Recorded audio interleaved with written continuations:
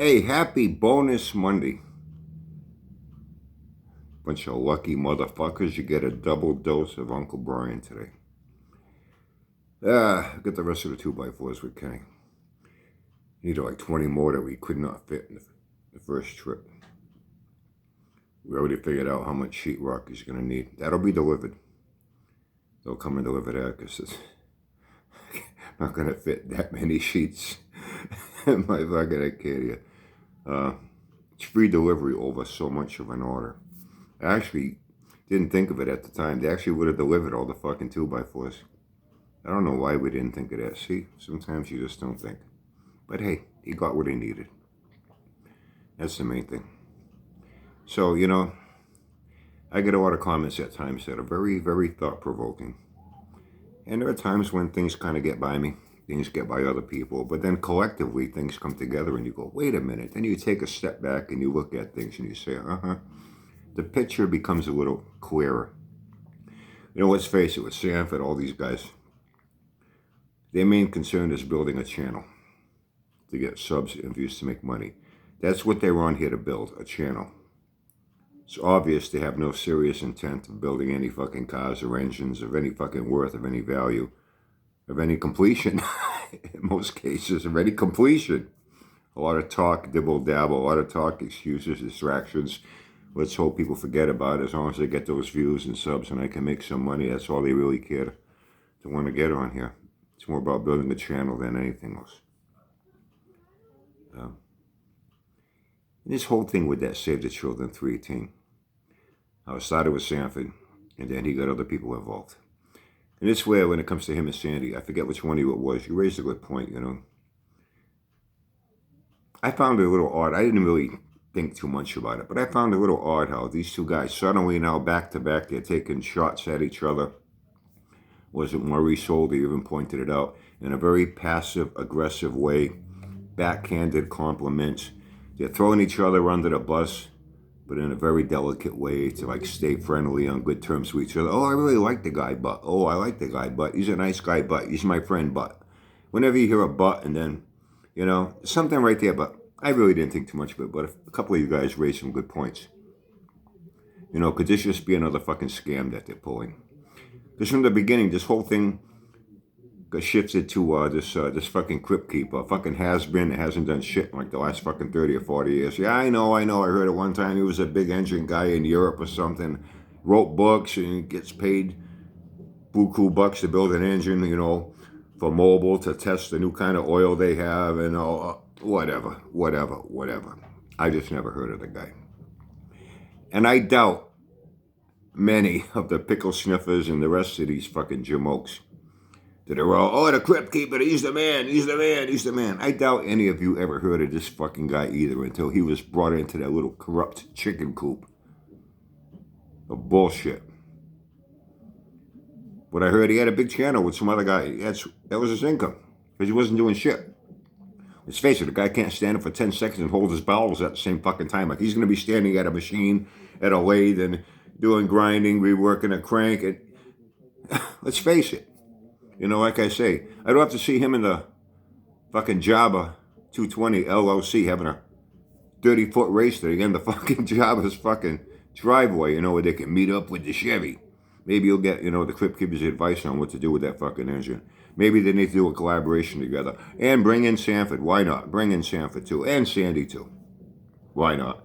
I'm sure between all of them, they'll get that fucking Chevy running in no time, Hold on one second. Okay, sorry about that. My phone flashed. I had a text, and I want to catch up on a little sports here so I can kind of read it on the bottom as it's going along. Our Celtics nasty or what? Best team in the fucking NBA. If we don't win it this year, if we don't win it all this year, something is really wrong. Jason Tatum is finally playing to his potential. Hopefully, he doesn't melt down in the playoffs that he already did a couple of times. Kind of like pulls a Dak Prescott come playoff time, It just turns to shit. Anyway, where was I? This whole thing was, Fazad's partner, died and got locked out of his own channel. Couldn't get into his own channel. I guess he forgot the password. I bet he wears a bracelet with his fucking address on it, you know, just in case as well.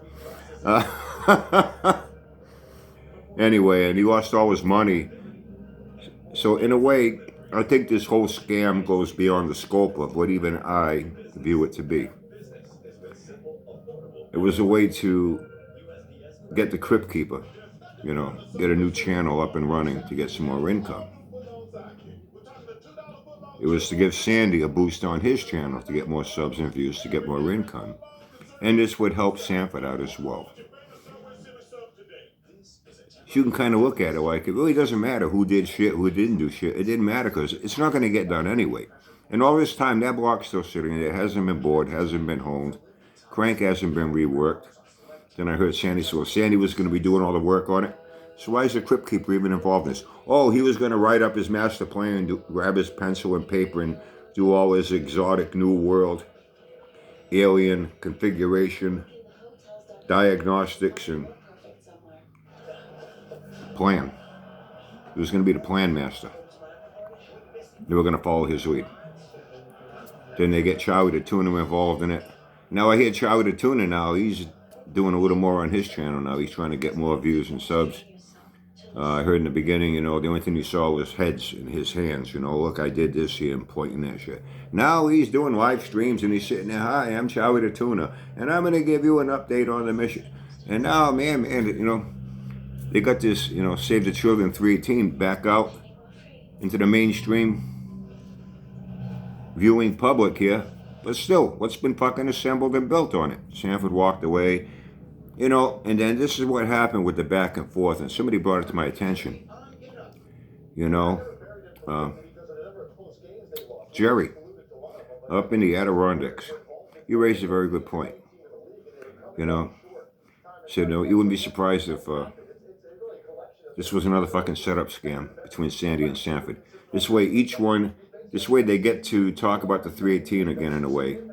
Each one not having to assume any blame for doing anything. But I think it goes further. This whole thing was a fucking setup right from the get-go. Like with their setup with that big $5,000 race. I haven't forgotten about that. You know? Oh yeah, they raced all right. Oh, here you go. You won. Huh? Here you go. Here's the money. Okay, the camera off. Okay, good. Give me back my money. Let's face it.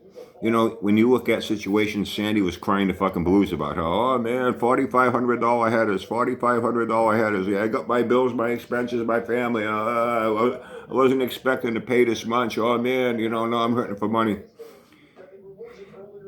And he's in a position where he's willing to even take a chance, risking losing $5,000. Does that make any fucking sense? That whole thing was a setup. Sandy had nothing to lose. And this was a way to, Sanford's credibility has already been on shaky ground. With any rational, intelligent people, you know, he has no fucking credibility. Let's face it. His only credibility lies with the pickle sniffers that are dumb fucks that don't know shit. So in their eyes, he looks like fucking God. And he's all that in a bag of potato chips. He's not even a moldy fucking piece of bread that no one wants to touch or eat. So they set up that little race. This way, Sanford comes out looking like a hero. He won. What did Sandy have to lose, really, by losing that race? Nothing. It didn't hurt him. Sanford losing that race, that would have been another fucking nail in his coffin. That whole thing was staged and set up. One big setup. You raised the point. I wonder if this is another setup now, too, where they're doing this so each of their camps, if you want to call it that, won't be mad at the other. And it'll be like a real peaceful resolution to something. And they'll carry on being friends, and everybody will be happy. They'll all sit around holding hands, singing Kumbaya, wishing they could buy the world a Coke and sing in harmony. You know what I'm saying? Just another fucking bullshit scenario that they're putting out here. This way they each get to clear their name to some degree while remaining friends. No hard feelings, you know. But now, you know, I don't want anything to do with it. And I heard Sanford's pickle sniffers are saying, oh, Sanford, screw them.